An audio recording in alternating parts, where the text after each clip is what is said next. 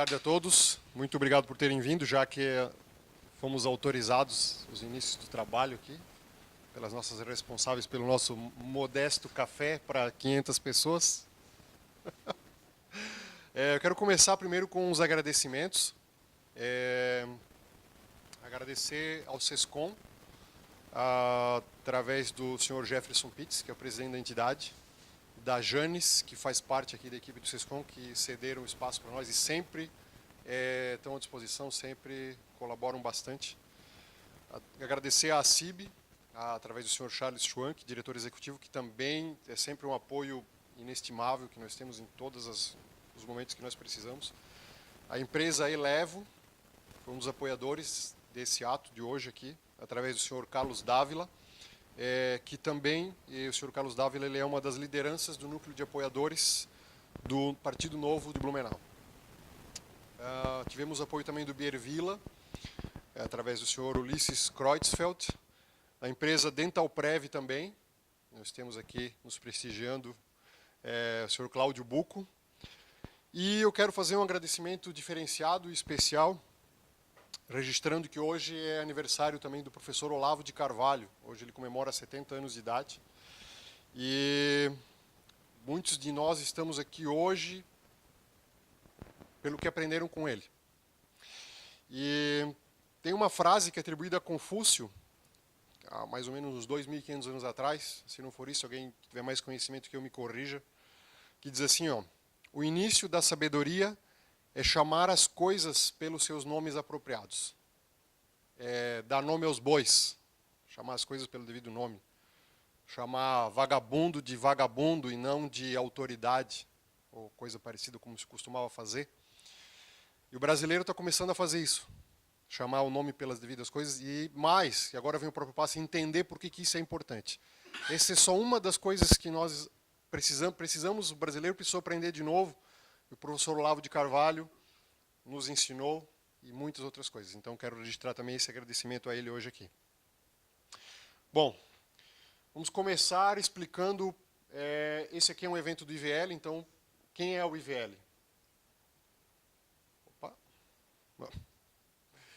O IVL é um think tank que justifica o nome, ou seja, é um grupo de pessoas que se reúne, investiga diversas situações, busca implementar sugestões e soluções, mas nós vamos além, nós justificamos a parte tank do nome, porque muitos grupos assim ficam só no teórico, nós vamos além, nós temos capacidade executiva, nós vamos lá e tentamos realizar, ou pelo menos dar o start de ações que depois podem ser abraçadas e envolvidas por outros grupos. Essa aqui é uma dessas, que está nascendo aqui, essa do evento de hoje, e depois a gente pretende que outros grupos se envolvam também. O IVL surgiu com toda a movimentação na época do impeachment da não presidente Dilma Rousseff. Não acho que teve em nenhum momento legitimidade o mandato dessa pessoa, por isso uso essa expressão, não presidente. E através de toda aquela movimentação surgiu essa oportunidade de todos nós, que já isoladamente realizávamos várias ações, defendíamos vários princípios, tivemos a oportunidade de nos unir, a partir daí nos unimos e surgiu o IVL. De novo. IVL quer dizer Instituto Verdade e Liberdade, focando na explicação de por que é um instituto. É que hoje em dia se fala muito em movimento, tem muito movimento por aí. Muitos não usam a palavra movimento, mas são movimentos. Movimento, não tem nada errado com o movimento, ele tem a sua finalidade, mas movimento é uma coisa transitória, é uma coisa superficial. Por exemplo, eu vou mover o nosso coffee break daqui para lá. Tudo bem, mas por que eu movi? Para quem eu movi? Depois que eu movi, o que vai acontecer? O que vai acontecer com o espaço que ficou aí? Um movimento não se ocupa disso, um movimento move. Então ele serve a algum propósito que alguém pensou. Nós somos um instituto, nós estamos pensando em propor ações eficazes, duradouras, que reflitam princípios que justifiquem aquilo que está sendo realizado, sabendo para onde nós estamos indo. Um pouco da nossa atuação, coordenação de todas as manifestações em Blumenau, pelo impeachment da não presidente Dilma Rousseff. na época do combate ao aumento do número de vereadores, que nós temos a presença aqui da Alcione Klein, que foi a principal liderança e fomentadora dessa ação aqui em Blumenau, nós nos envolvemos bastante, apoiamos bastante essa pauta e foi uma grande vitória de todos nós. Coordenação e assessoria de outros grupos para atos e manifestações, tanto aqui quanto fora de Blumenau. Ações aqui para conscientização da importância da prisão do Lula e denúncia ao Foro de São Paulo e outras instâncias semelhantes. Combate à ideologia de gênero, ao desarmamento, etc. Dezenas de entrevistas, mantemos o portal Ação Política e outras iniciativas de divulgação de informação. Captação de assinaturas para as 10 medidas do Ministério Público Federal, etc., etc., e muitas outras ações.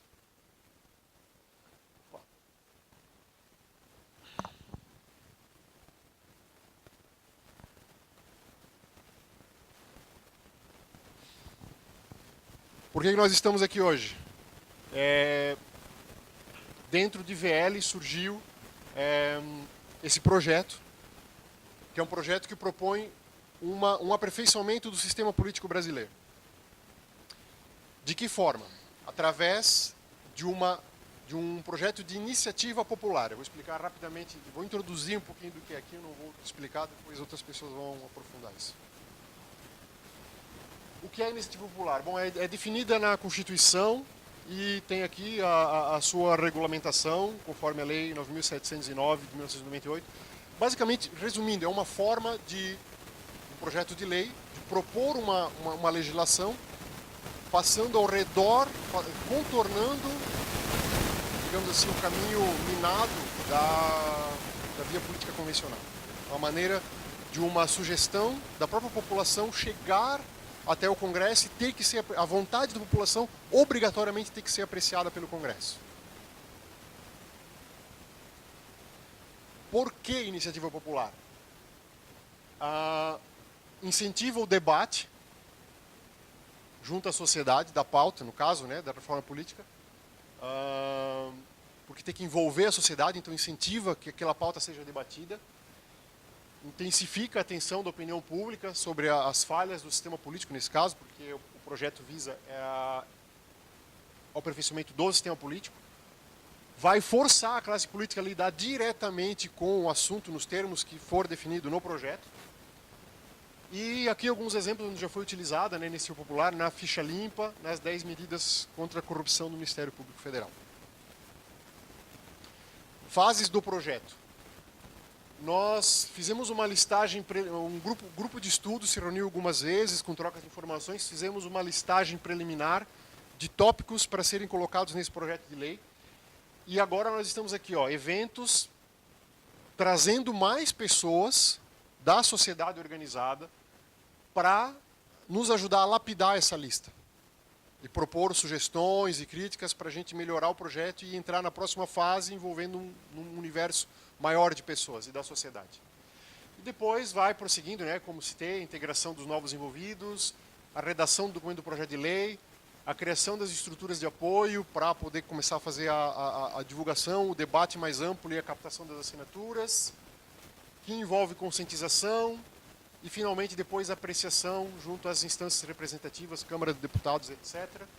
E, no final, obviamente, a gente vai ter que avaliar todo esse trabalho, se funcionou, se não funcionou, por quê, o que se ganhou com isso, etc. E tal. Hoje nós estamos aqui, está bem no começo ainda.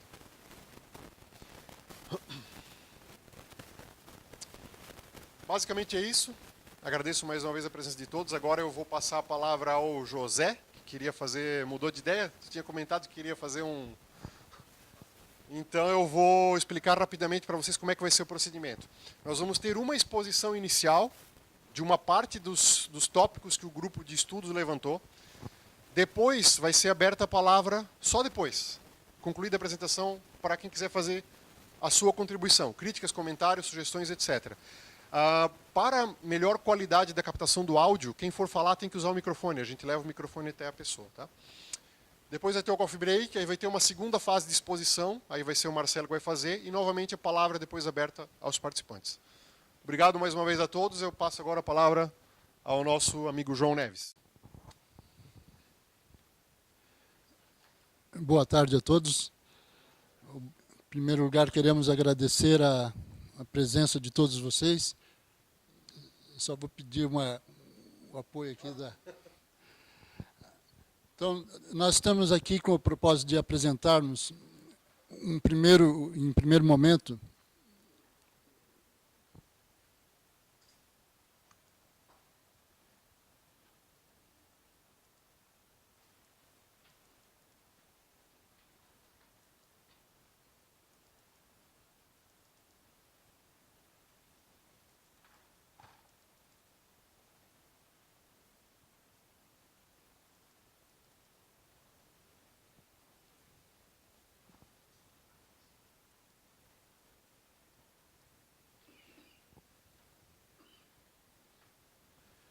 nesse primeiro momento, nós vamos apresentar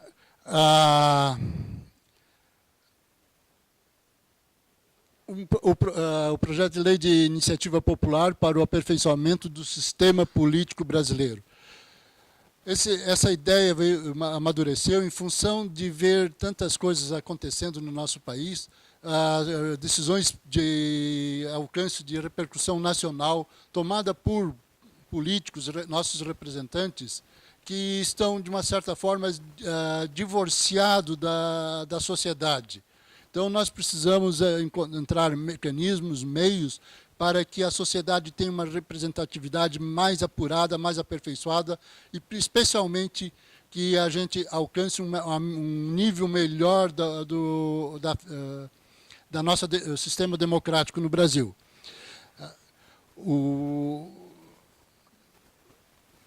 As propostas iniciais. Nessa primeira parte de apresentação, nós dividimos em 2 blocos. O primeiro bloco, nós vamos tratar aqui sobre a questão da democratização.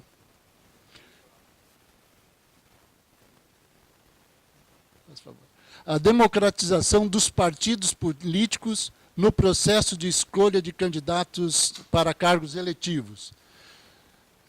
Essa ideia, essa sugestão que a gente está propondo à sociedade brasileira, abrir uma discussão sobre esse assunto, é porque nós vemos partidos políticos verdadeiras caixas pretas, onde que pouco ou quase nada os próprios filiados têm alguma força ou alguma capacidade de influir nos resultados. Então, muitos nomes são indicados para ser candidatos de cima para baixo.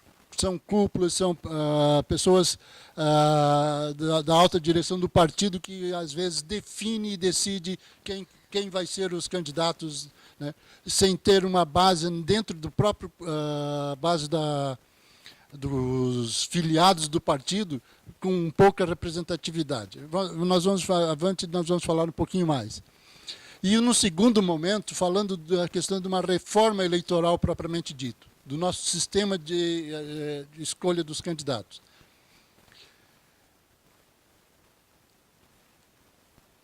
Objetivo. O objetivo desse trabalho é fortalecer, na questão da democratização dos partidos políticos.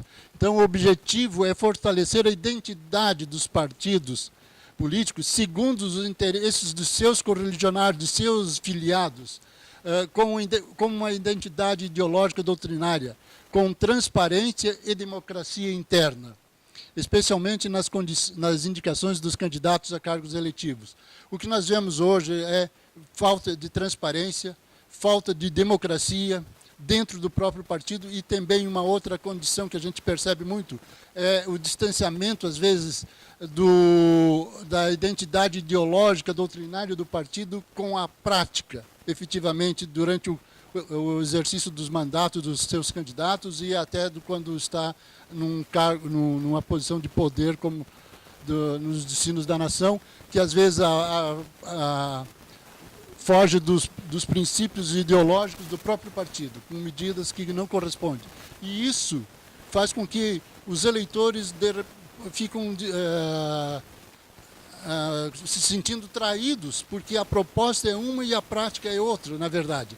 Então, como eleitor, como cidadão, às vezes a gente se sente traído porque você escolhe um candidato, escolhe um partido para depositar seu voto, e quando vai ver mais adiante, a prática é totalmente distanciada daqueles princípios ideológicos que levou o cidadão, levou o eleitor a fazer aquela escolha. Justificativa. Então, diante da realidade brasileira, dentro desse quadro que nós estamos vendo aí dos nossos representantes, é impossível falar em reforma política, que muito se fala no Congresso Nacional, muito se prega em fazer reforma política, sem primeiro passar por uma criteriosa e ampla discussão do componente essencial para a desenvoltura do sistema político, que são os próprios partidos políticos. Nós falamos em reforma política, mas os partidos continuam sempre os mesmos. E a nossa história dos partidos políticos é de oligarquia. Nós nunca tivemos um partido transparente, nós nunca tivemos na sociedade, na realidade brasileira, nunca tivemos partidos efetivamente democráticos. Sempre foi partidos que prevalecia a oligarquia desde o tempo do Império.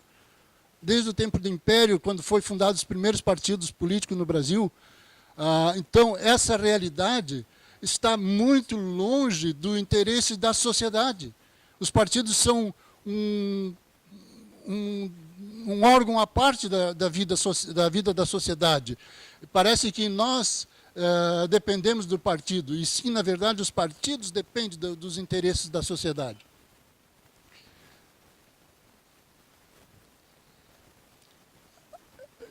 Então, aqui na primeira questão prática que nós temos encontrado nessa questão da reformulação do sistema representativo dos partidos políticos, esbarramos nessa condição aqui, que na Constituição Federal, o artigo 1º, artigo 17, parágrafo 1º, fala que é assegurada aos partidos políticos autonomia para definir sua estrutura interna, sua organização. Então, a Constituição dá liberdade aos partidos para definir os critérios de escolha, os critérios de eleição dos seus membros, dos seus cargos internos do partido e também para indicar os candidatos a cargos políticos. Então, esse é o primeiro ponto onde que está baseado na própria Constituição Federal.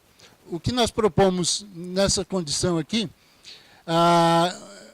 que os critérios de escolha dos partidos, dos candidatos para cargos efetivos, variam conforme o partido.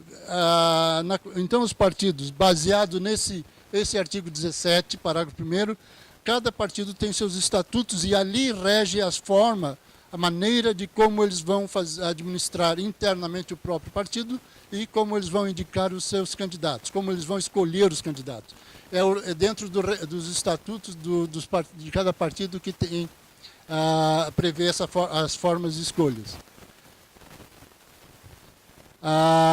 Normalmente, em quase todos os estatutos, eu não cheguei a ler todos, mas eu olhei dos principais partidos políticos, fala do sistema de prévias, que são feitos através... Não está funcionando um negócio aqui que era para vir automático. São feitas as prévias através das convenções, onde que os partidos são escolhidos os delegados que vão participar das eleições, das convenções. Esses delegados, essa forma de escolha, fica a cargo, dependendo do nível da escolha do candidato, se é, por exemplo, vamos falar a nível federal, é o diretório dos estados que vão indicar os seus delegados, mais os delegados que são naturais lá dentro da estrutura partidária, que têm direito a votos. E, então, esses delegados que são por indicação das esferas inferiores para representar na convenção é que vão fazer as escolhas. Mas, na prática, o que acontece? Vamos nos basear aqui em Santa Catarina. Vai ser escolhido o candidato a presidente do partido X. O diretório de Santa Catarina, a representação de Santa Catarina, indica os delegados que vão vão participar da convenção. Mas, normalmente, esses delegados aqui já saem com voto pronto. Com interesses de conchavos políticos daqui da região, eles já saem daqui com a determinação em quem vão votar. Muito raramente eles têm a liberdade de escolha por interesses, definição de sua própria vontade. Essas convenções, normalmente, os delegados já são pré-indicados previamente. Aqui nós temos uma situação um pouco diferente, que é a sistemática do Partido Novo, que ele estabelece uma forma de seleção. Mas, voltando então como está hoje, esse sistema de escolha dos candidatos é um sistema bastante precário, se nós olharmos sobre o aspecto democrático. É muito falho. Inclusive, o próprio sistema de seleção do Partido Novo, ele não atinge uma liberdade realmente de um candidato, de um filiado partidário botar seu nome para ser candidato por aquele partido, se submeter à convenção. Então, ele tem poucas chances de ser escolhido, pela forma como é estruturado. O que nós propomos? Então, o artigo 17 da Constituição, parágrafo 1º, essa é a redação atual, onde que é assegurado aos partidos a autonomia de organização, funcionamento, adotar critérios de escolha, e bem como definir as coligações eleitorais. A proposta que nós estamos fazendo é de alterar esse artigo, esse parágrafo, colocando que é assegurado aos partidos políticos autonomia, ainda mantido, para definir sua estrutura interna, organização, funcionamento, exceto, abrindo aqui uma ressalva, quanto aos critérios da escolha dos candidatos para cargos eletivos, que serão efetuados pelo voto direto e secreto dos filiados, respeitando o tempo de filiação estabelecido em lei. E também, vedada as coligações nas eleições proporcionais ou majoritárias. Então, já nessa alteração desse artigo, como ele já está previsto na Constituição Federal, o sistema de coligação eleitorais, está se propondo uma redação nova ao parágrafo, onde que já exclui a possibilidade de coligações. E também se coloca aqui essa ressalva, que exceto quando para os cargos eletivos, onde que será eleito pelo voto secreto. Isso abre dentro do partido uma possibilidade de implantar um sistema democrático mais bem estruturado dentro do partido, onde que possa, assim, as pessoas que se filiaram àquele partido, que têm propostas, que têm interesses, fazer as campanhas internas dentro do partido para prevalecer os seus interesses e fomentar a sua candidatura, uma pré-candidatura ao cargo, né, que vai ser colocado em votação perante a sociedade.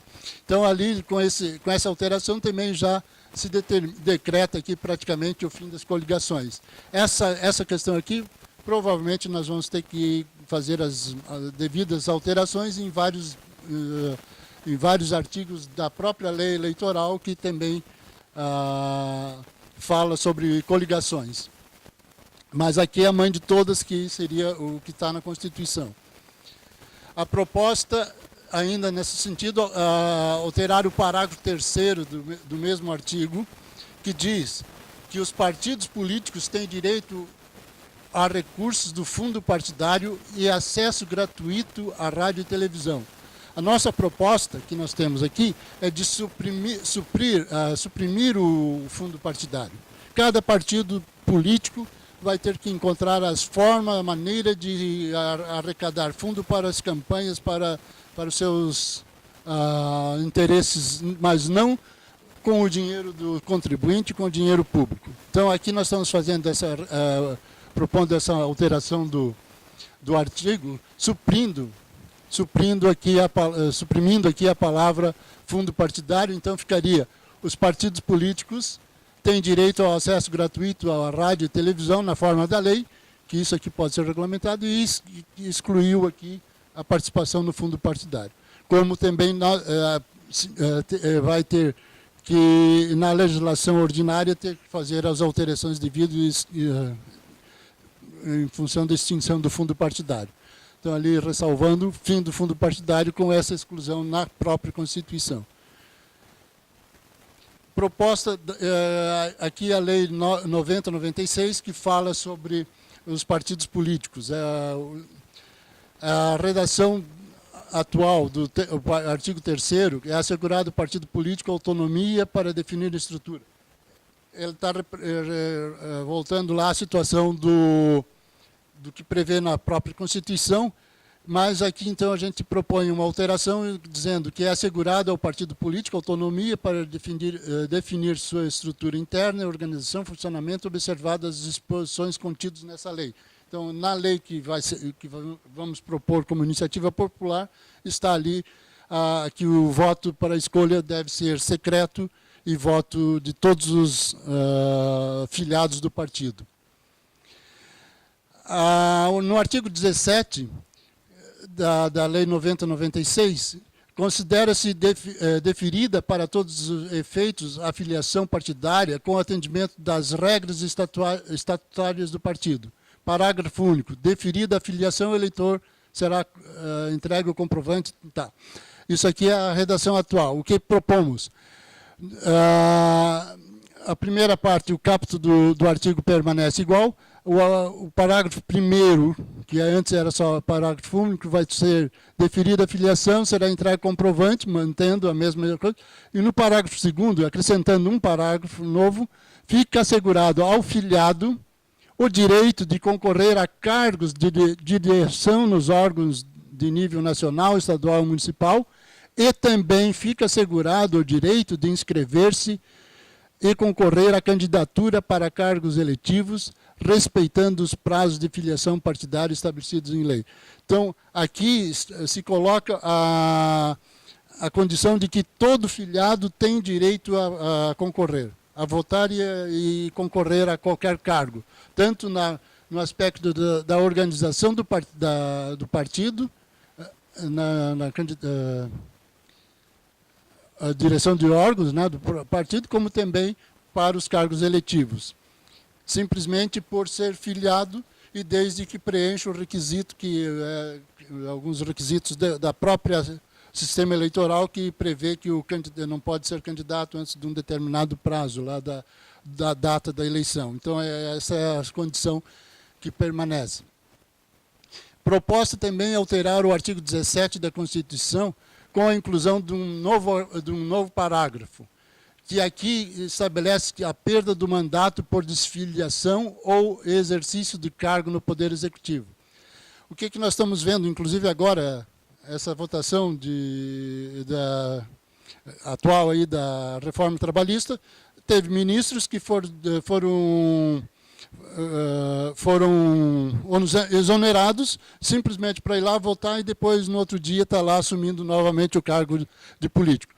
É um processo extremamente antidemocrático, que parece que a pessoa lá é polivalente, pode jogar no ataque e na defesa ao mesmo tempo.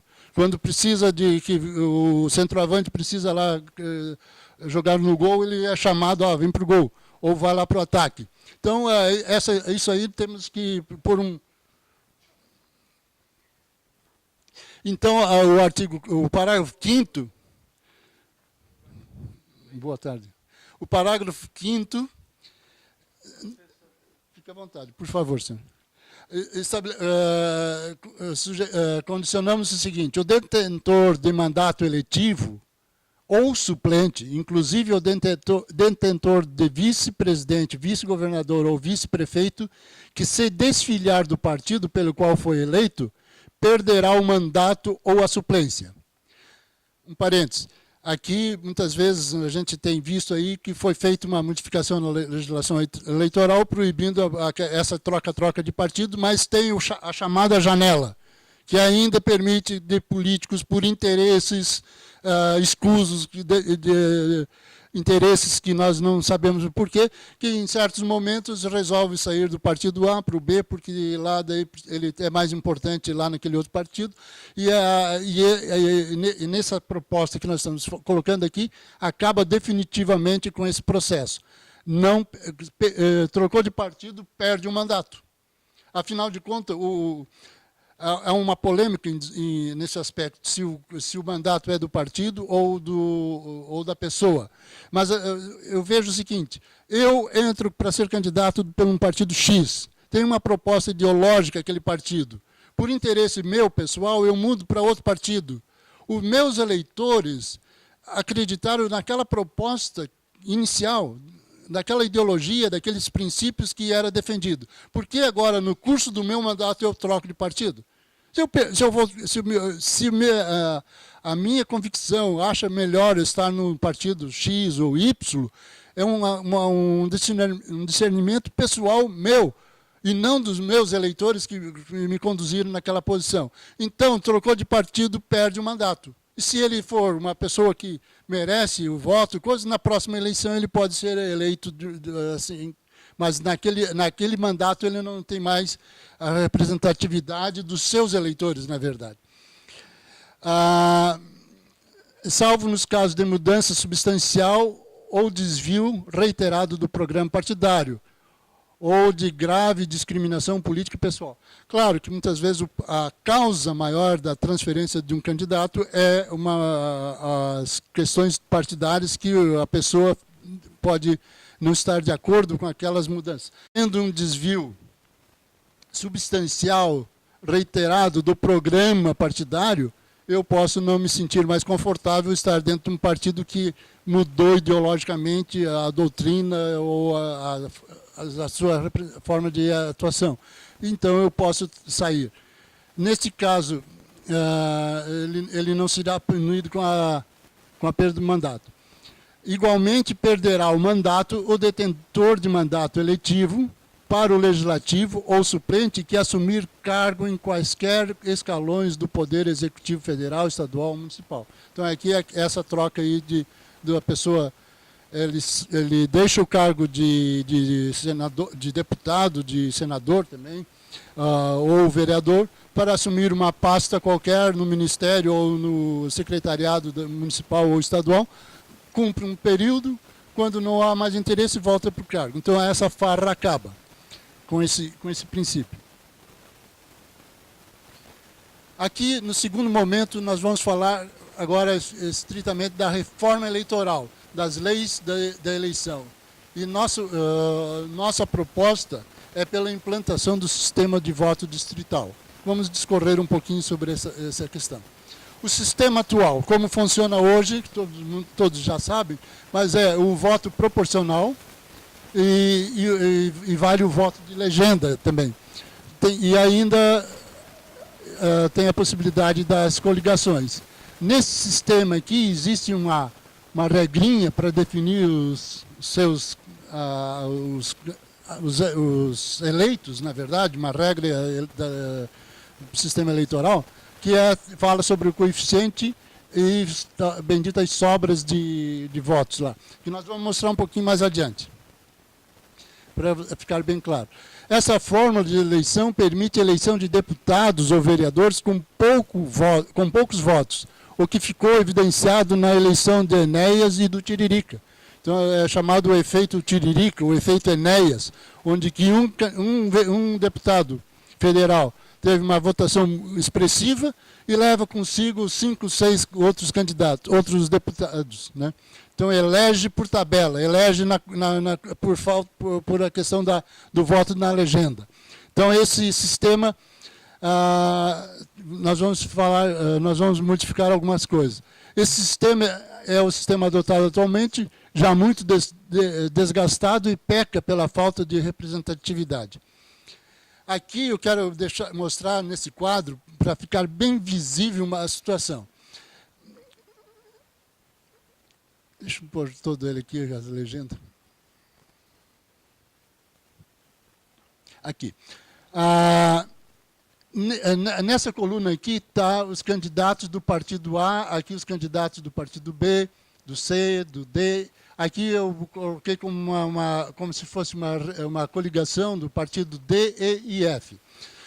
Nessa forma que nós trabalhamos, que é o processo eleitoral atual, os candidatos, baseado no coeficiente eleitoral, que seria o número de votos necessário para eleger um candidato, que seria a divisão do total recebido pelo coeficiente, que daria direito a 5 eleitos.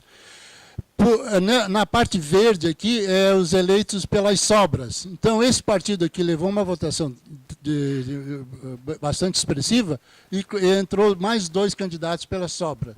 Esses 5 aqui foi pelo coeficiente eleitoral. Ele tinha direito a pegar 15 mil dividido por 2.725, vai dar número 5, é desprezada a fração. Então, ele teria direito de 5 deputados ou 5 vereadores.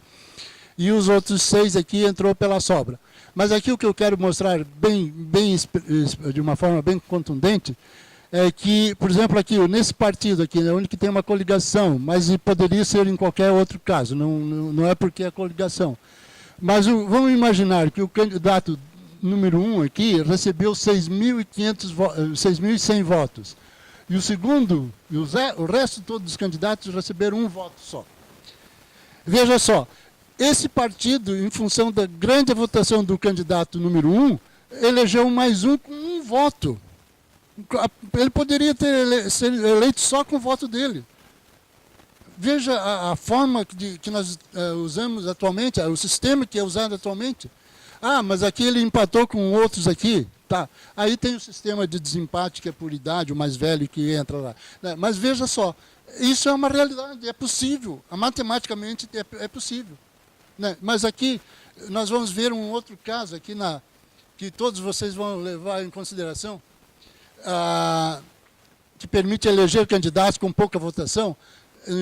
Na eleição de 2010 para deputado estadual aqui, um caso nosso aqui da região de Blumenau, que todos sabem, o candidato lá, Ismael, foi o 7º mais votado no contexto do estado de Santa Catarina. Teve o 7º mais votado, que teve 55 mil votos. E não foi eleito. Por esse motivo aí do sistema que existe atual. Enquanto que a última vaga para deputado estadual naquele ano foi eleito um deputado com 21 mil votos. Veja que forma de representatividade que nós temos.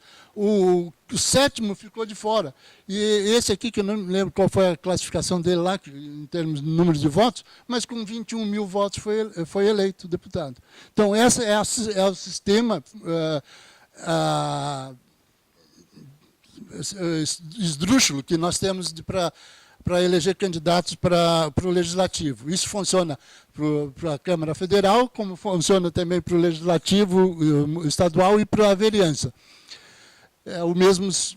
As mesmas regrinhas. Candidato de uma região, ainda mais, candidatos de uma região capturam votos em todo o Estado. Então, nós temos aqui, às vezes, situações assim que, às vezes, um representante aqui da nossa região não é eleito, mas, em compensação, gente de outro, lá do oeste do Estado, às vezes tem votação expressiva aqui dentro. Ah, sim, recebeu o voto no Estado inteiro.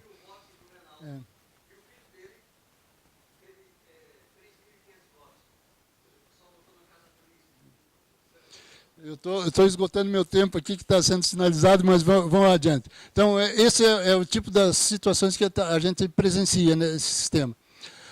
Como o deputado é eleito por votos das regiões diversas, ele não tem também o comprometimento específico com ninguém, na verdade. Eu ganho voto lá no oeste, ganho no sul, ganho no norte. Então, na verdade, ele tem interesse no Estado como um todo. Ele vai fazer alguma coisa pelo Estado e não pelo interesse da região. A campanha se torna mais cara, por isso, porque o cara que quer ser eleito tem que correr o Estado inteiro para catar votos em todas as regiões. Eu vou pedir, eu estou estourando o tempo, mas eu vou pedir um pouquinho mais, porque o assunto aqui está chegando ao final. Mantém o mesmo efeito, sistema de lista fechada, que surgiu agora, rapidamente, mantém o mesmo defeito do sistema atual, mas com uma situação pior. A lista é feita pela própria direção partidária. Nós não sabemos quem vai ser. Então, o primeiro pode ser, botando o nome aos bois, pode ser um cara que está cheio de processos sendo réu, acusado e tal, e pode ser o primeiro da lista. E ele, se aquele partido tiver uma votação grande, ele vai entrar. Não há o povo não vai ter nenhuma maneira de rejeitar aquela pessoa, porque vai votar no partido, porque tem mais 5 ou 6 lá que é de interesse popular, mas vai aquele cara que às vezes está lá cheio de coisa. E além disso, esse sistema aqui vai prejudicar totalmente o processo de renovação, porque o partido prioriza os candidatos que já estão no poder, que já estão eleitos.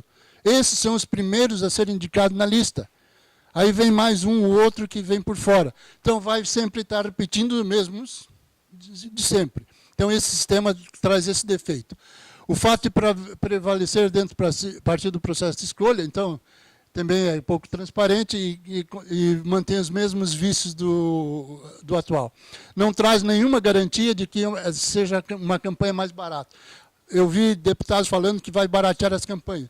Mas os candidatos vão continuar fazendo campanha para o Estado inteiro, da mesma forma. Então não vai ter grandes diferenças. Talvez alguma coisinha reduza. E não elimina também, nesse critério que eles estão propondo, não elimina as coligações. E já falei que reduz o processo de renovação.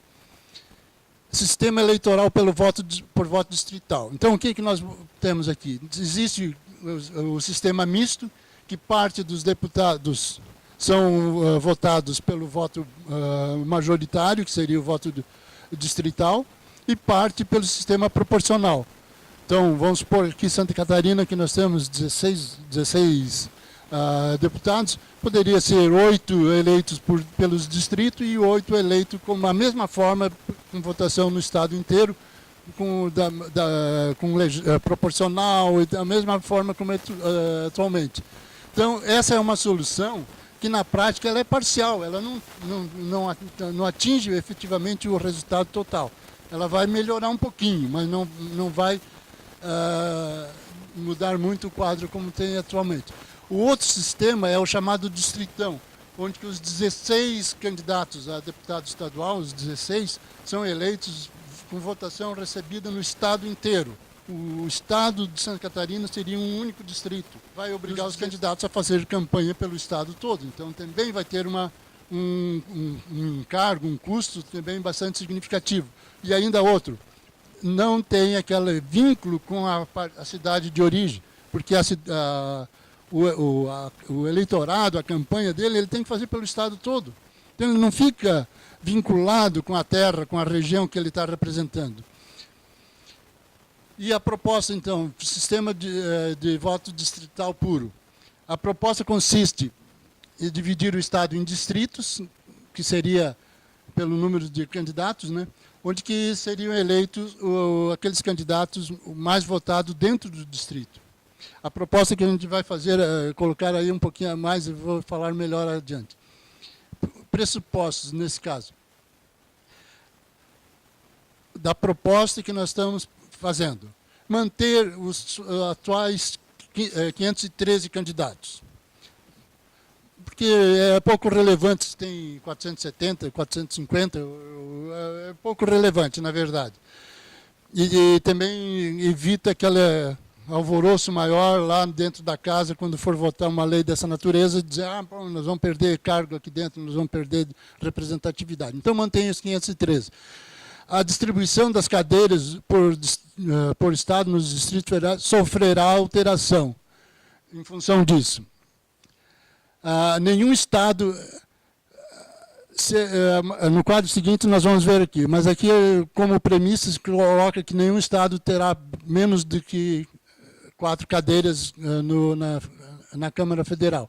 O primeiro passo para fazer esse trabalho é calcular o coeficiente eleitoral primário, que seria o número total de eleitores inscritos em todo o território nacional, dividido pelo número de cadeiras na Câmara Federal. Isso baseado nos números de eleitores que foi registrado em 2016. Seria, então, 145 milhões de eleitores por 513, o coeficiente eleitoral primário dá 284. Esse número aqui nesse quadro vai ter mais uma explicação. Então, aqui as unidades da federação. O número de eleitores de cada estado e a divisão daqui que deu o coeficiente. Então, tem estados aqui, esses em vermelho, que deu abaixo de 1, abaixo de 4. Então, esses 3 estados do Brasil teriam 4 representantes, independente do coeficiente. E os demais, então, entraria na outra cálculo. Mas, em função dessa mudança aqui, é obrigado a fazer um segundo cálculo para que se chegue realmente ao coeficiente eleitoral, levando em conta esses 4 deputados nesses 3 estados. Então, vai-se pegar o número total de eleitores do Brasil, diminui os números de eleitores de cada um estado, vai ter um novo subtotal e divide. Aqui, então, exclui essas 4 cadeiras das 12 cadeiras dos estados, vai ter 501 que vai sofrer os cálculos do novo coeficiente. Levado em consideração a isso aqui, esse número dividido, enquanto esse número vai definir aqui, então, a quantidade de cadeiras por cada estado. Então, temos aqui no quadro mais adiante aqui vai aparecer um dado melhor aqui. Aqui vocês vão ver aqui a situação atual do número de cadeiras que existe atualmente em cada estado e a proposta. Então, tem estados que diminuíram e tem alguns estados que aumentaram. Nesse sistema aqui vai se corrigir uma grande distorção aqui, por exemplo, com relação ao estado de São Paulo, que hoje, dentro dessa situação, ele só tem 70 cadeiras na Câmara Federal. Mas é um estado mais populoso. Então, nessa condição de proposta aqui, ele teria 113. Então, teria um aumento efetivo de 43 cadeiras. Veja aqui nas questões, nesse outro quadro. O Nordeste perderia 18 cadeiras, o Norte, aliás. O Nordeste, 14 cadeiras. O Centro-Oeste, 4. O Sul, Santa Catarina, Paraná e Rio Grande, perderia 4 cadeiras. Pelo seguinte, que o estado do Paraná hoje tem 30, atual tem 30, e vai ficar com 27. Ele está perdendo 3 cadeiras porque ele entra nesse cálculo atual aí que favorece. E o Rio Grande do Sul perde também 1 cadeira. 2 cadeiras, aliás. Só que Santa Catarina aumenta 1, em função dessa distribuição. Por isso, a região sul perde só 4. E o Sudeste, efetivamente, é a região onde que vai ter um acréscimo mais significativo, que vai aumentar 40 cadeiras, dentro dessa proposta. Essa ideia aqui, pelo menos, vai ter o seguinte: cada estado vai ter efetivamente a sua representação em função do número de eleitores ou no número da população, aí é só questão de critérios de se trabalhar, mas vai representar o número de deputados que temos na Câmara Federal vai ser proporcional a cada estado. Elimina essas situações onde que teria estado aqui do Brasil que teria efetivamente a capacidade para 1 deputado, no caso de Roraima, e lá tem 8 atualmente. Veja toda a máquina política em cima disso aí. Cada distrito, dentro dessa proposta, cada distrito concorreria com 2 deputados, com 2 candidatos, cada distrito. Diferente um pouquinho do sistema inglês, do sistema americano, que cada distrito elege 1. Mas por que 2?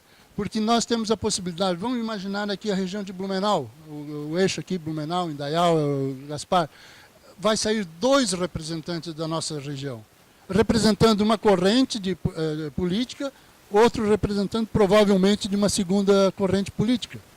Há oportunidade de 2 correntes políticas estar representadas na Câmara Federal. Não significa que vai ser, porque dentro da proposta ainda, não sei se eu aqui, o número de distritos será determinado pelo número de cadeiras. Aqui é uma forma matemática para chegar lá. Eu vou pular um pouquinho para ganhar tempo.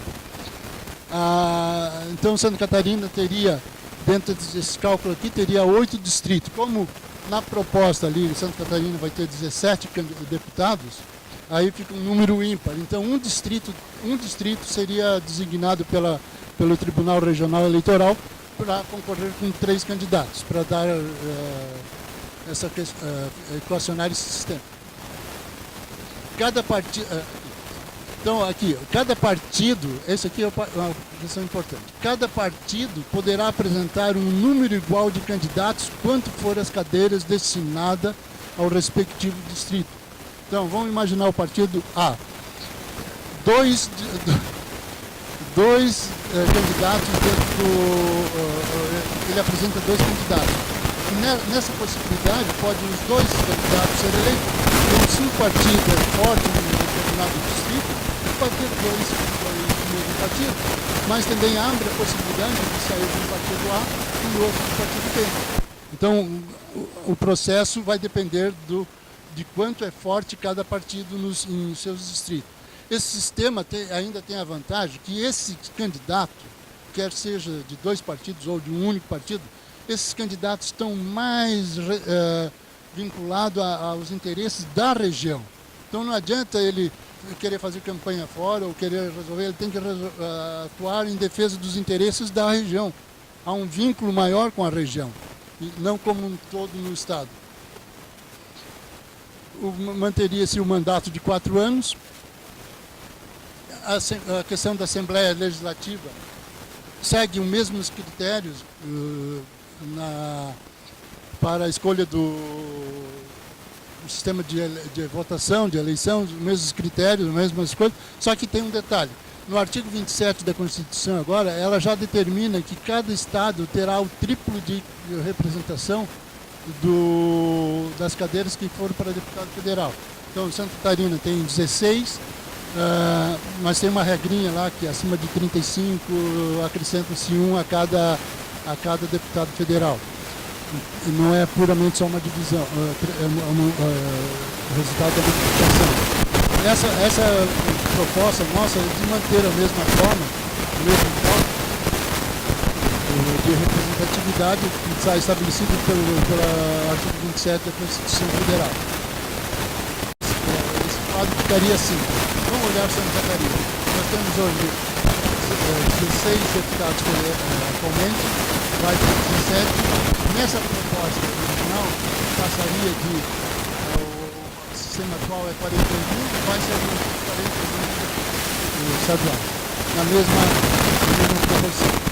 E os critérios de votação vai ser o mesmo. Só que com um diferente. Por exemplo, cada distrito elege, em vez de 2 candidatos, vai eleger, no caso de Santa Catarina, com 17, vai dar 18, 24. Na base de 4 candidatos de cada distrito, de 3 a 4 candidatos por distrito. E elege os 4 primeiros mais votados. Aqui. Está o exemplo aqui. A forma como é calculado atualmente vai ser mantida, então fica essa regrinha aqui para determinar o número de cadeiras. Aqui, está aqui. Dados os coeficientes ali, então seria cada distrito terá 5 vagas em cada distrito. Um distrito vai ter 6 para dar os 17. Na Câmara de Vereadores, o mesmo critério de eleição. Só que o sistema atual, para definir a quantidade de vagas de vereadores no Brasil, dá esses números aqui. Então, começa uma cidade que tem até aqui, eles falam em número de habitantes. Tem 15 mil habitantes, tem direito a 9 vereadores. E vem essas regrinhas. Blumenau está mais ou menos enquadrado aqui, né? Aqui. Pode ser ampliado até para 21. Mas vamos ver o que a gente propõe aqui. O senhor não gostou muito. No sistema que a gente propõe é diminuir essa parafernália aqui de divisão, estabelece aqui um número menor. Então, a cidade até 100 mil habitantes, 7 vereadores. E o máximo aqui para cidades acima de 6.400, 35. O número é bastante significativo, isso dá uma economia para os municípios bastante significativa.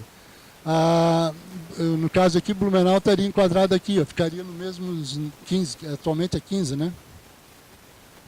Ficaria nessa condição. Então precisaria passar alguns anos para chegar em 400 mil para ir para 19 eleitores. Para aí o senhor me comprar outra briga. Não. E os demais? Aqui uma forma mais ou menos como foi estabelecida. Cidades com até 100 mil habitantes vai ter um distrito só. Os 7 mais votados são eleitos. Em cidades acima de 100 mil, seriam divididos em 2 distritos, e assim sucessivamente, até de 6 milhões, em 6 distritos, com 5 cadeiras cada distrito, elegendo 5 deputados em cada distrito. Seria mais ou menos essa forma de apresentação. Eu estourei bastante o tempo, mas foi necessário. Eu gostaria agora, então, abrir para discussão, para a gente conversar um pouquinho, qualquer coisa que ficou mal explicado, a gente volta para esclarecer bem a nossa proposta. Por favor. Só um pouquinho. Até chegaram pessoas depois. Para a captação do som, quem for usar a palavra, fazendo o microfone. Oi, eu cheguei atrasado, meu nome é Dávila. Eu acho que tem muito vereador para a cidade até 100 mil habitantes. Eu estava tentando fazer aqui uma conta de quantos vereadores acrescentaria no nosso estado, considerando essa conta. Porque, como na Europa, França, Alemanha, cidades até 20 ou 40 mil habitantes, não tem vereador. Eles são distrito de uma cidade maior e compõem aquela comunidade. Nós vamos ter muito custo com esses vereadores. Aliás, eu estou vendo outra ideia, tá? Eu acho que deveria ser a campanha deveria ter um plebiscito e as comunidades deveriam escolher se querem vereadores ou conselheiros municipais. E esses conselheiros municipais não seriam remunerados. Como eu acho que vereador, cidades com um volume pequeno de habitantes também não deveria ter remuneração. Com o que o Dávila falou antes, Santa Catarina é o estado que é um dos estados ou é o estado que mais tem municípios com menos de 5 mil habitantes. Então, de fato, o que ele citou pode ser de fato um problema, né? Depois, economicamente falando. Então, teria que se avaliar. Eu não tinha acompanhado isso. De fato, Na realidade, a gente tem tanta coisa para falar que, né? Só contrapondo ao fato que ele citou, em Brasília tem 503 parlamentares e não tem espaço para todos, porque o processo está errado. O que não pode ter é 20 auxiliares para cada deputado. Tem que ter uma estrutura profissional da Câmara auxiliando a todos os deputados. Isso que tem que mudar. E não cada um ter os seus amiguinhos lá, seus parentes, sendo remunerados pela gente. Então a estrutura tem que ser diferente, como é nos países desenvolvidos. Existe uma estrutura profissional à disposição de todos os parlamentares. Daí vai acabar gabinete com 60 metros quadrados, como tem, e vai ter gabinetes pequenininhos, como é em todos os países desenvolvidos, só para o cara poder trabalhar. Outro ponto, com relação ao que também falou, a eliminação do fundo partidário vai destruir 99% desses partidos que nós temos hoje, que são partidos de ocasião para usufruir do fundo partidário. O único partido hoje que eu represento, sou filiado, é o Novo, que todos os nossos filiados, são quase 11 mil filiados no país, pagam R$30 por mês para sustentar o partido. Nós temos 82 milhões acumulados numa poupança, queremos devolver para o governo e não conseguimos. Vocês devem já ter visto essa notícia por aí. Porque agora nós vamos tentar preencher uma DARF e pagar. Porque se a gente devolver para o TSE, eles vão pegar esse dinheiro e distribuir entre todos os outros. E a gente não usa esse dinheiro. Outra coisa que quando eu entrei o senhor estava falando, que acho que também tem que impedir, é que candidato não pode ter função administrativa no partido. Tipo, presidente Temer, que é presidente do PMDB, é presidente da nação. E isso entra em contradição de interesses. Ele defende o interesse do partido ou dos eleitores dele? Então, quem tem função administrativa dentro de partido não pode ser eleito. No Novo, tem que sair um ano antes para ser candidato.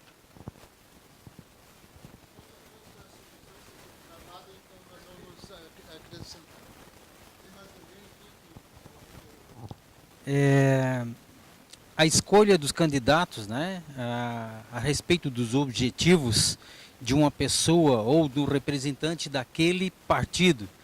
Hoje, na prática, o senhor apresentou no início ali, isso não acontece, né? Porque ele está ali representando uma comunidade, uma cidade, um grupo razoável, né? Que ele tem chance para ser eleito, mas na hora de estar votando, ele vai estar votando numa lista fechada. Né? Não temos como mexer nisso também, essa forma, ou ela abrange muita coisa, né? Dentro de partido, dentro da obrigatoriedade daquilo que ele se propôs a ser eleito.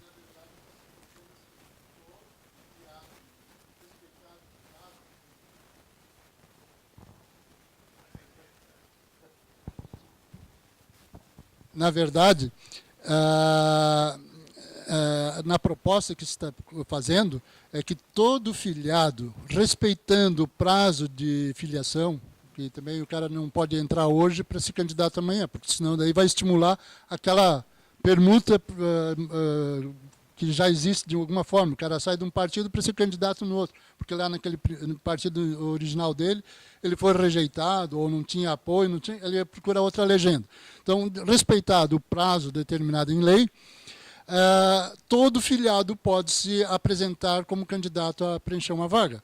Aí vai caber ao candidato, a pessoa que está postulando aquela vaga, a fazer a campanha interna dentro do partido. Aí, no detalhamento mais aprofundado da legislação que a gente está propondo, vai ter que ter uma eleição com votação, com apuração, com acompanhamento do próprio sistema eleitoral, para que não vire uma bagunça, porque senão o partido faz a eleição do jeito que quer lá. Então vai ter que ter algumas regulamentações na lei complementar aqui, na lei ordinária, disciplinando como vai funcionar a forma de eleição dentro do partido, para que dê oportunidade a todos os candidatos, a todo que tem interesse a se candidatar. Né? Bom, eu queria fazer um contraponto aqui.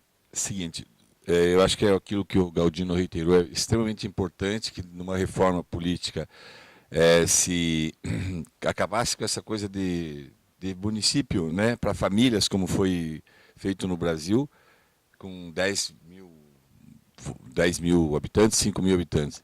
Se achasse uma fórmula, não sei qual, mas que limitasse, dificultasse, né? E eu, particularmente, eu não tenho conhecimento, eu sou ignorante com relação à legislação e também não tenho certeza absoluta com relação ao fundo partidário. Mas eu sou contra acabar com o fundo partidário, porque daí eu queria colocar em discussão, né? Eu não sou contra nem a favor, eu não sei, mas eu vejo assim, como empresário, eu vejo que daí eu vou pegar um município pequeno, né? E eu, como empresário, eu vou mandar no município. Porque daí eu vou ter o dinheiro para fazer a campanha, para fazer tudo, e mandar lá, no Estado, entende? Então, eu acho que é uma faca de dois gumes. Agora, como contribuinte, eu concordo em dar dinheiro do imposto que eu pago para algo extremamente bem organizado, para que pessoas, que eu viabilize, para que qualquer um possa, como brasileiro, como cidadão, possa ser candidato a um cargo eletivo, ir lá e fazer disso uma profissão até ganhar, por que não, e para poder me representar e fazer o melhor, dar de volta o máximo possível em detrimento do imposto que eu estou pagando. Então eu tenho dúvida, eu não sei argumentar, porque sou totalmente ignorante com relação a isso. Mas fazendo a conta, né, aqui como empresário, assim, como que fica? Né, porque isso aí seria um monopólio ou um oligopólio. Só cuidar com nesse aspecto. Eu tenho dúvida, não estou dizendo que é sim ou não, mas acho que seria legal colocar na posição, entendeu? Na questão do fundo partidário, eu acho que a sua colocação é interessante, mas veja bem, o que nós temos que ter bem distinto. Uma é a vida do partido, de como ele se mantém, como ele vai se organizar, como ele vai se manter. Isso é uma questão, como o Novo está fazendo, há uma arrecadação, cada um paga uma taxa e tal, poderia ser de outra forma qualquer, mas ele vai achar maneiras de sustentar o partido, a organização. Quando entra no processo eleitoral, já é um financiamento de campanha, que daí tem que ter regras mais definidas, mais claras, para que não aconteçam as coisas que a gente viu que aconteceu por aí. Não entraria nessa situação. Porque esse fundo partidário, na verdade, está sendo usado para fazer o que a gente vê antes do Jornal Nacional, aparece meia dúzia de partideco lá qualquer, fica 10, 15 minutos, pagando um horário nobre, enchendo a paciência de todo cidadão brasileiro para ouvir abobrinhas.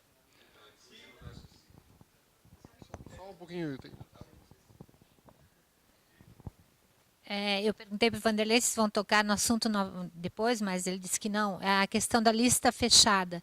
Teria alguma coisa que a gente já poderia ir fazendo desde agora para a gente não deixar acontecer esse negócio da lista fechada? Aí essa questão é uma pressão que tem que partir da sociedade, né? Mas não tem muito outros recursos, né? Teria meios de mobilizar a sociedade. Sobre o salário dos vereadores, né? A gente vê municípios em Santa Catarina que tem vereadores, cidades pequenas, que os vereadores ganham mais que Blumenau, né? Acho que deveria ter uma lei que regularizasse esse tipo de salário. É um só e deu, entendeu? Dependendo do número de habitantes. Isso devia se acabar, entendeu? Que eu vejo, por exemplo, Porto Belo, que tem 30 mil habitantes, atualmente agora um vereador ganha R$4.800, né? Eu acho um absurdo, né? Eu acho um absurdo. Né? Enquanto que um professor ganha R$1.300, R$1.400, né?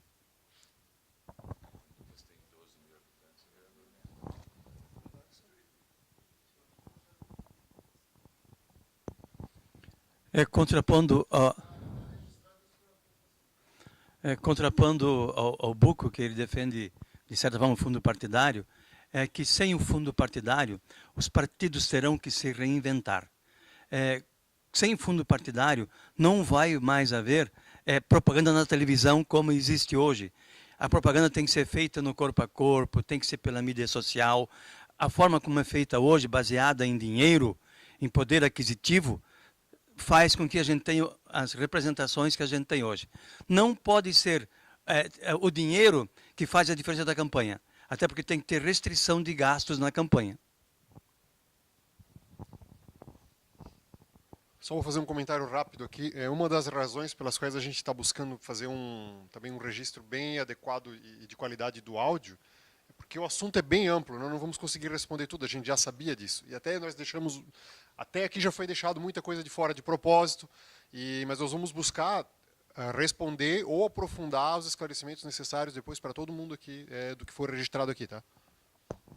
Eu não sei, aqui eu vou aproveitar, passar a lista de presença aqui e deixar registrado o e-mail, porque todas as modificações, as informações que vocês acharem necessárias, a gente vai acabar comunicando a todos vocês. Só complementando lá, a questão do fundo partidário, na verdade, dentro da pesquisa que eu fiz, a gente não tem muitas condições de buscar realmente assim mais efetivamente, mas na medida do possível, essa questão do fundo partidário, nas maiores democracias, nos sistemas eleitorais aí de países de primeiro mundo, nenhum deles tem fundo partidário, com dinheiro público. Existem financiamentos de campanha, uns melhores, outros piores, mas o Estado mantendo o partido político não existe. Porque o partido político, na verdade, é uma associação de pessoas que têm interesse comum, formam um partido político. Então não é uma prioridade do Estado o partido político, não é uma prioridade da nação, não é uma prioridade do povo, é de interesses pessoais. Eu comungo de uma ideia, o Marcelo, vamos regimentando pessoas e podemos fundar um partido político em comum com as ideias que nós comungamos. Então, não é obrigação do Estado manter partido nenhum. Quem foi primeiro? Uma primeira questão aqui, queria falar para o Buco, né? Que eu acho interessante se profissionalizar político. Esse ponto negativo, político não é profissão, ele está político, ele está exercendo uma função e tem um prazo determinado para terminar essa função. Não é 2 mandatos, 3 mandatos, 4 mandatos, né? Esse é um dos problemas nossos. Agora, diretamente uma pergunta, né, ou uma questão também, alteração do artigo 17 que o senhor comentou, na filiação ou troca da função ou cargo a qual foi eleito. Também sou contrário. Nós elegemos um governador e esse governador vai ser deputado depois. Nós elegemos um secretário ou um prefeito, depois esse prefeito ele vai largar o cargo e vai assumir um cargo maior. Essa bagunça acontece no Brasil, né? Essa troca de cargos para a qual ele não foi eleito. Né? O senhor comentou também, isso no artigo 17, fazendo aquelas mudanças, vai alterar essa função, né? E já para emendar a segunda pergunta, então, já que eu estou com o microfone, a questão da lista fechada, né? Torna-se legal a escolha do indicado do partido, no caso assim, ó, voto da lista fechada, aí ela vai se tornar prático, vai se tornar verdade isso vai se tornar comum, aí escolha-se aquele candidato, o mais processado, o cara que mais tem processo nas costas, ele se torna legalmente representado ou o Supremo pode tirá-lo?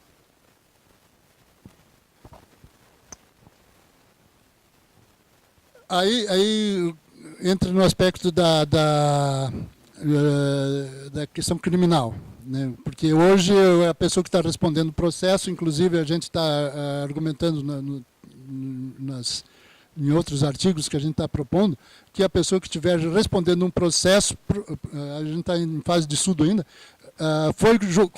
foi considerado réu, houve aceitação da denúncia, ele tem que se afastar do cargo que está exercendo.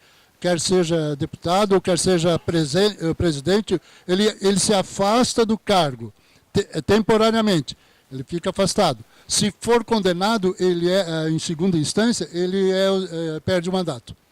Então, esse é um procedimento que a gente está trabalhando em cima disso aí. E segundo, a questão de um candidato, um exemplo, o cara é eleito deputado, prefeito de uma cidade, como aconteceu aqui na nossa cidade. Eleito prefeito, teve uma popularidade melhorada, está bem cotado, ele larga o cargo, porque é alternado os períodos de eleição municipal e federal. Aí ele larga o cargo, abandona o cargo para concorrer ao candidato ao governador, por exemplo, como foi o caso aqui de Blumenau.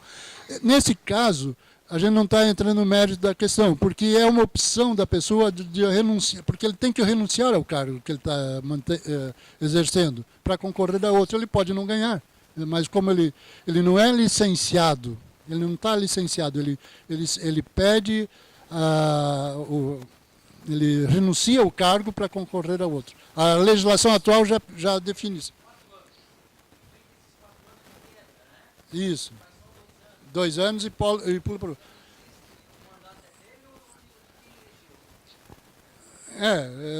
Aí fica nessa situação, mas ele pode até a população que elegeu pode ter interesse de que ele deixe de ser prefeito em Blumenau para ser concorrente ao governo do estado. Pode ser até interesse da população, mas daí já é uma decisão interna do partido que pode e os filiados daquele partido que vão escolher dentro do processo democrático que a gente quer trabalhar. Já que é para polemizar, então eu acho que tem que polemizar um pouquinho mais. Eu penso assim, ó, quando eu falei que eu sou a favor do fundo partidário, e depois eu disse que sou contra, na verdade, e eu disse que eu não sou a favor nem contra, é porque eu tenho dúvida realmente, mas em que sentido? Eu não vejo assim, eu não me vejo como um candidato, se eu for eleito para vereador, entende? Eu não me vejo capaz de ser um vereador.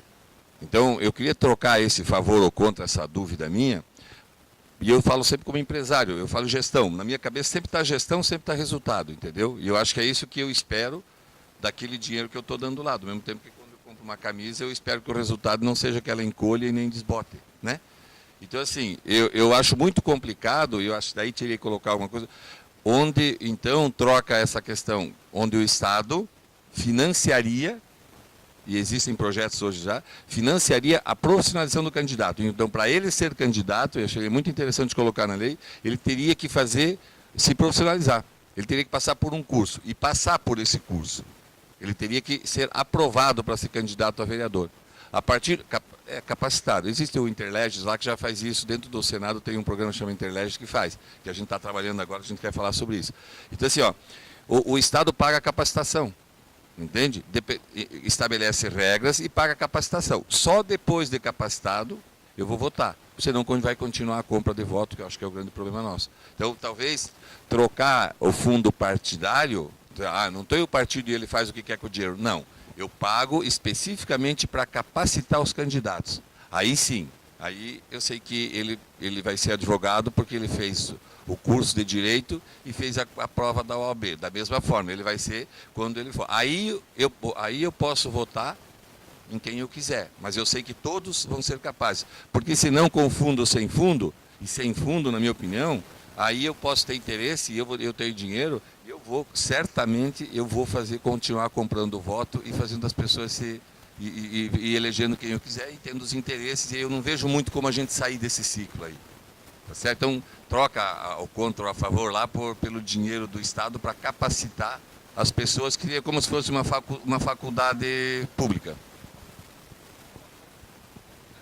Mas, só questionando essa sua argumentação, nós estamos batalhando no sentido de que todos são iguais perante a lei, inclusive dentro do questão do foro privilegiado, tudo isso é uma questão.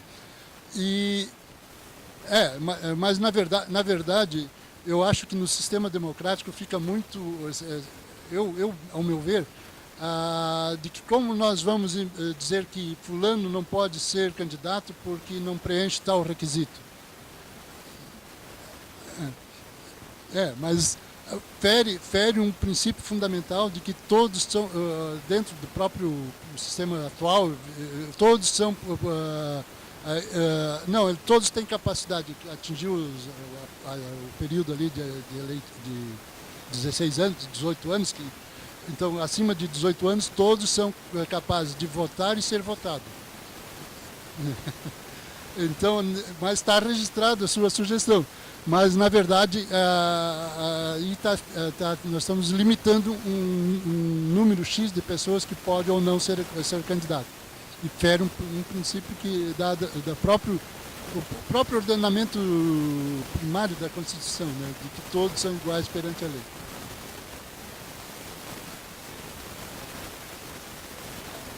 Não, sugestão.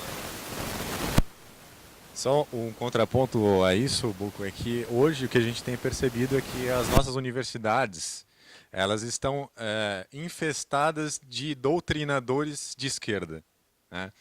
Então, qual que é o problema? Se a gente condicionar os nossos parlamentares a passarem por esse processo, muito provavelmente a gente vai estar obrigando eles a passarem num curso de esquerdismo. E aí, meu amigo... Então, então, assim, a primeira coisa, talvez, para a gente passar a pensar nisso é o Escola Sem Partido. Então, a gente institui uma situação onde a doutrinação política nos cursos e nas faculdades e tudo mais. Então, o primeiro ponto talvez teria que ser esse, para daí a gente pensar nessa tua proposta. Só mais um contraponto, acho que com relação a essa colocação, acho que está se dando muito mérito para a universidade. Quando, na realidade, o que mais se vê hoje em dia, pela experiência que eu tive, que eu pude observar, o professor semi-analfabeto, o cara não tem capacidade de interpretar um texto, se expressar corretamente, o cara que se forma na universidade não tem capacidade de interpretar um texto, isso acaba se mostrando muito nos nossos políticos também. A esmagadora maioria são pessoas totalmente incapazes. Eu acredito que, mesmo pensando numa formação própria, assim, mais formal, pensando na universidade e tudo mais, isso não necessariamente pode ter um resultado, sabe? Pode acabar sendo uma coisa meio... que não... mas aí por outro lado é aquela coisa, vira concurso público, sabe? Aí tu condicionar tudo isso a uma prova, sabe, é uma coisa um pouco, acaba sendo um pouco complicado. E só com relação à questão da escola sem partido, eu acho que, pensando, tudo bem, assim, eu não estou exatamente muito por dentro completamente de como é que tramitou a lei e tudo mais, como é que são as condições, mas eu acho que uma coisa é pensar na doutrinação política pensando em ensino básico e ensino médio. Na universidade o buraco é muito mais embaixo, cara. É completamente diferente, porque eles já estão dominando as universidades, os jornais, toda a imprensa, isso desde os anos 60. E isso não vai ser uma lei que vai mudar, sabe? A gente tem que fazer por via contra-reforma cultural. E eu penso isso, pelo menos.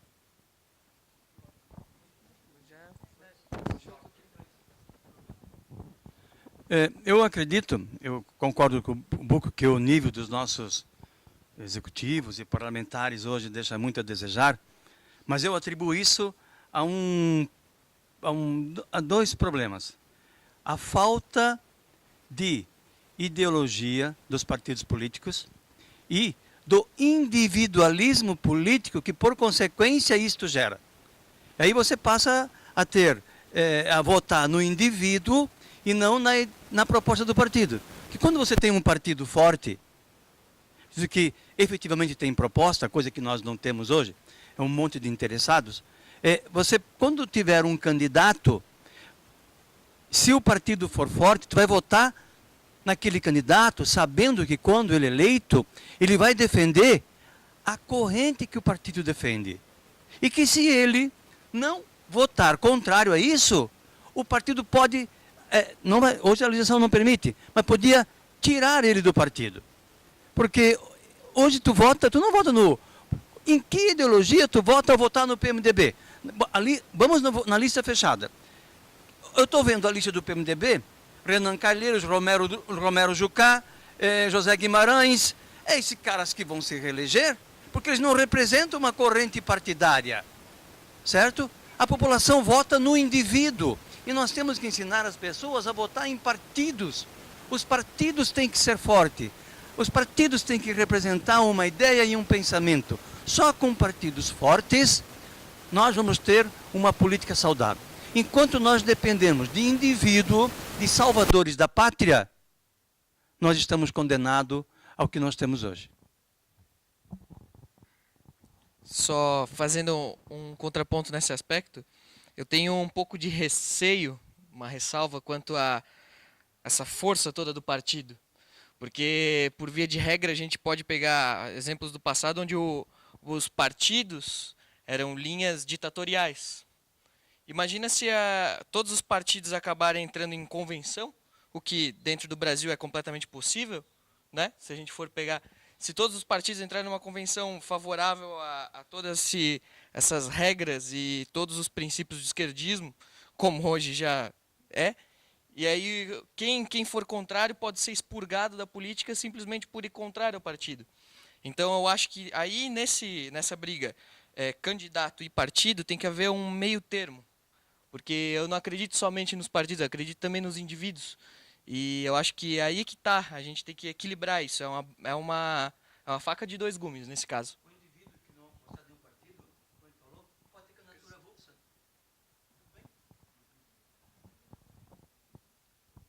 Eu acho interessante essa tua sugestão. Agora, o problema é que talvez ela não se aplique para o Brasil de hoje, né? Justamente porque a gente tem partidos que não têm compromisso ideológico e clareza ideológica nenhuma, né? Até nessa linha, se a gente tivesse, então, um sistema mais evoluído nesse aspecto, talvez o voto proporcional ele teria uma razão de ser. Por quê? Dentro daquele exemplo que o Sr. João deu, no qual o segundo lugar lá com um voto entraria. Digamos, eu sou conservador, digamos, e aquele partido lá é o Partido Conservador, né? Eu votei no primeiro lugar, só que a quantidade de pessoas que votaram comigo no mesmo candidato conseguiriam votar um segundo candidato conservador. Aí faz sentido porque nós estamos votando numa ideologia, né? Mas hoje o voto proporcional é totalmente incabível no Brasil, porque justamente por isso, porque tu vota no Enéas e aí o correligionário dele lá que entra junto é uma pessoa que Pode ser que não tenha nenhum valor ou princípio conservador que vá com ele, entendeu? Uhum. Mas só para concluir aqui, eu acho que depois já vamos para uma outra etapa, senão nós vamos a tarde inteira só nesse assunto. Hoje a legislação já permite que o partido expulse o deputado que votar contra inclusive nessa votação agora da votação trabalhista, da reforma trabalhista, tem um partido que declarou que ia expulsar um deputado porque votou a favor da reforma. Eu não sei qual. Sim, ele não perde o mandato. No caso ali, ele continua com o mandato, né? Mas dentro da proposta nossa ali, ainda a gente faz essa ressalva também que ele pode trocar de partido se houver fundadas razões, né, de perseguição e tal, uma série de coisas.